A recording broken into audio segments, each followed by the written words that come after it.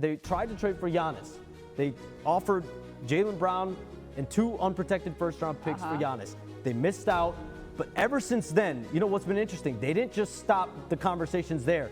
They continued to have trade talks. And by today, they were actively shopping, full-blown shopping Jaylen Brown around the league, trying to get teams' best offers in. My understanding is Jaylen Brown, throughout all this, never requested a trade. So Jaylen Brown has been traded to the Philly 76ers. And I'm not going to lie to you, I kind of like it. What's going on? It's Mar Beyond the Arc. And if you love sports content and basketball takes, then this is the channel for you. Make sure you like, comment, subscribe for further videos, and let me know what you want to see. Alright now, peace. Jaylen Brown gave everything he had to the Boston Celtics. For nearly a decade, he was a cornerstone of the franchise. He was helping Boston maintain a 65 win percentage throughout his time with the team. And this season alone, he averaged 29 points, 6 rebounds, 5 assists while shooting 48 from the field, 35 from 3, and 80% from the free throw line. All while remaining one of the NBA's best premier two-way defenders. He did everything that was asked of him. He improved year after year, embraced the pressure of playing with Boston, and consistently delivered winning basketball. That's why being moved by this franchise that drafted him had to feel like a blindside. After everything he accomplished, after all success he helped bring to the organization, the Boston Celtics decided to still move him in a different direction. This isn't the end for Jaylen Brown, however. It's a new beginning. And hopefully his new team sees exactly what Boston hadn't seen all these years, as an elite two-way player, a proven winner, and a player whose impact goes beyond the box score or the analytics. When it rains, it pours. So again, there has been another trade. The Boston Celtics have agreed to trade Jaylen Brown to the Philadelphia 76ers for Paul George, 2 first-round picks, and 2 second-round picks. Why would you give up Jaylen Brown? Why? You could have made it work. Boston, you could have made it work, bro. You're not telling me you can't make it work. You could definitely make it work. A month or two of a healthy Jason Tatum, and y'all already making decisions based off of that. Come on, man. Come on. Y'all would have been 1 or 2 more pieces, and y'all would have been fine. And I got the report. Bleacher Report just said a couple hours ago that you just signed Mitchell Robinson.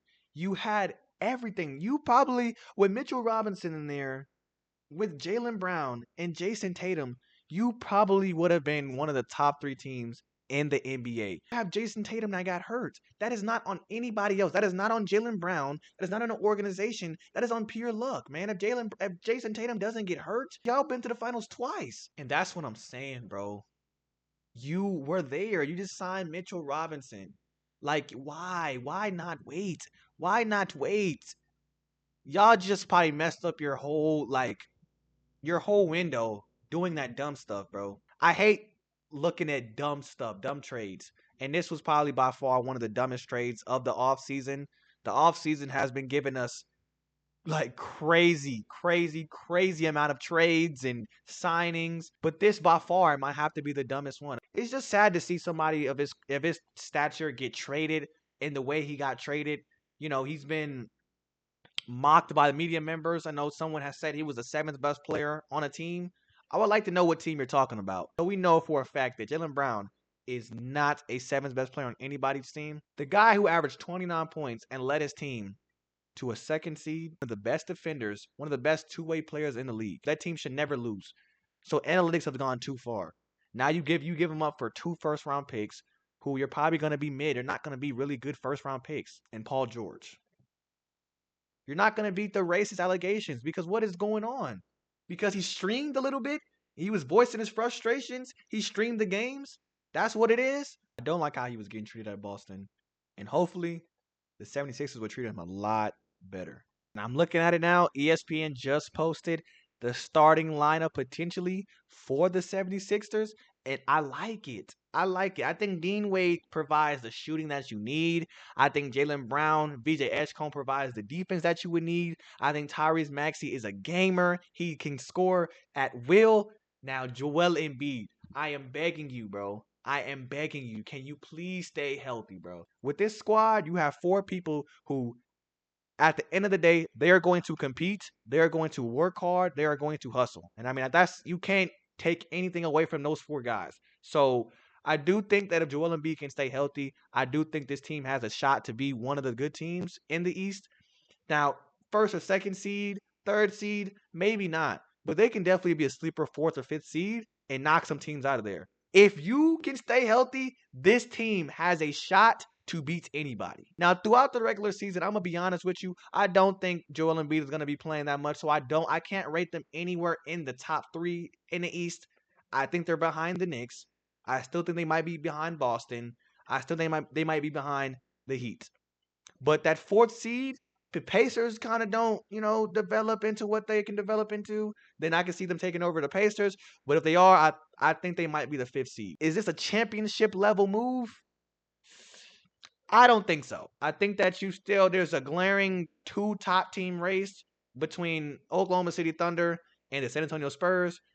I don't think there's much that anybody in the NBA can do. Maybe if one of them get hurt or they get tired, kind of like how the New York Knicks did against the Spurs in the finals this year, it could be a little bit different.